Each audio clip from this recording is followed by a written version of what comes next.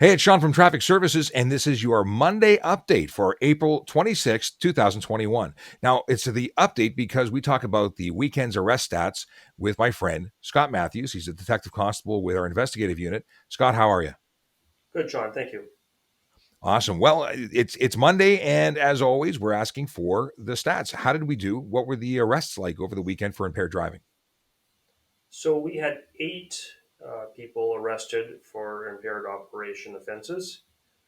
We also had issued five license suspensions for providing a warn range reading. Four of those were for 3 days, and one of those was for 7 days, as it was their second time providing a warn range reading. We've talked about this before, but let's say someone has a third warn range suspension over a period of time. What happens then? Well, the third time, their license is suspended for 30 days. They're required to attend a alcohol workshop, and they also need to have a ignition interlock installed in their vehicle.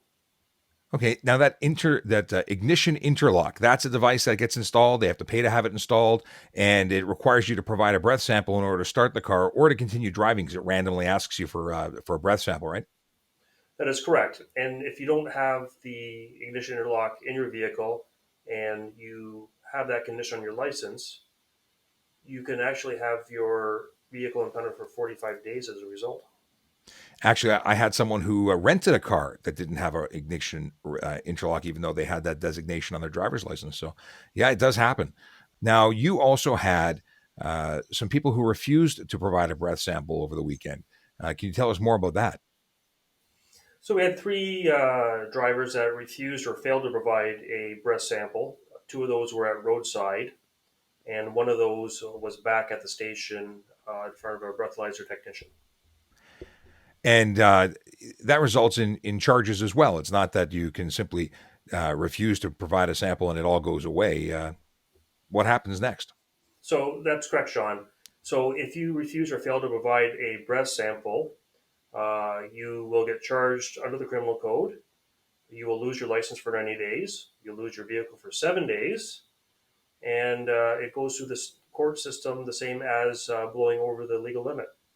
So, if you think about it, um, when you come to a station to provide a sample, or you were asked to provide a sample at the roadside, you may or may not actually be over the legal limit. But if you refuse, we never know. You're simply charged for the refuse. And in fact, if you would have provided a breath sample and cooperated, you may have been under the legal limit and not gone down a criminal path. That's correct, Sean. And I've run across hesitant people before, and after they provided the sample, it was below the limit. So really, the answer is cooperate. We're just trying to get a job done. We're trying to keep people safe. And although you shouldn't be driving impaired or with alcohol in your systems, it's not safe.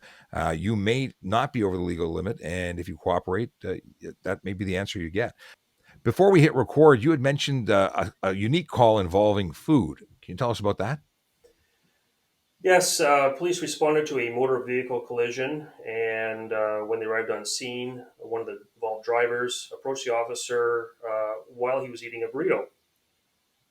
The officer quickly noted that the driver was impaired, was placed under arrest, and later blew over the legal limit. So the only question really is, was the burrito spicy? But that doesn't make much of a difference, does it? No, eating a burrito does not make you blow any less at roadside or back at the station. Um, just makes you less hungry. Well, that's good then. Comfort while waiting for paperwork is important. Scott, thank you so much. I appreciate all these the time that you put into gathering the stats and sharing them with us. So thank you again, and let's do it again next Monday. All right, take care, Sean. Awesome. Thanks again, and we'll talk to you soon.